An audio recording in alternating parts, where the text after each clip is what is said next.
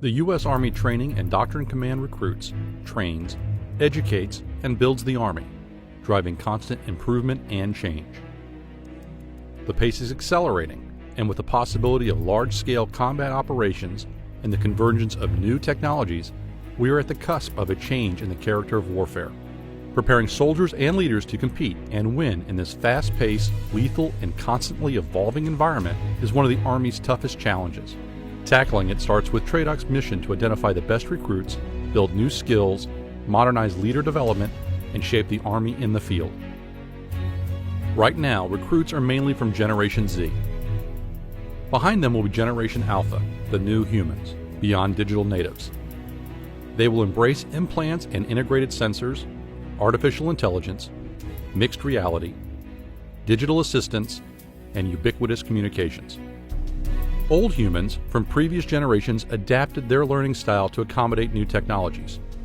Gen Alpha will have been born into a world where they code, hack, rely on intelligent tutors, and learn increasingly via immersive realities, gaming, simulations, and video tutorials. Their expectations of how the Army trains and operates will reflect how society lives and works. TRADOC will be called upon to deliver training for new, as of yet undefined military occupational specialties, and old MOSs will transform with new knowledge, skills, and behaviors. Gen Alpha recruits will enter service with fundamental skills and knowledge that result in a flattening of the initial learning curve. AI will assist in identifying potential recruits with the requisite aptitudes, and during the course of a career, track how soldiers learn and develop. Soldiers' technical skills will be critical to the Army, and TRADOC will face an increasingly difficult recruiting environment. As the Army competes to recruit, retain, and develop the required workforce with the appropriate skill sets, TRADOC will have to adopt new approaches to all its lines of effort. TRADOC will become more a virtual and digital embodiment of the Army's library of knowledge about competition and conflict. Soldiers and leaders will be able to carry this information to any battlefield, a TRADOC in your ruck. Personal AI assistants will bring commanders and their staffs all of the collected expertise of today's institutional force, converging the operational and institutional Army. TRADOC training will undergo a similar transformation. Learning will take place anywhere as soldiers are connected with experts in the field and in TRADOC, creating a seamless continuum from the training base to home station to the foxhole.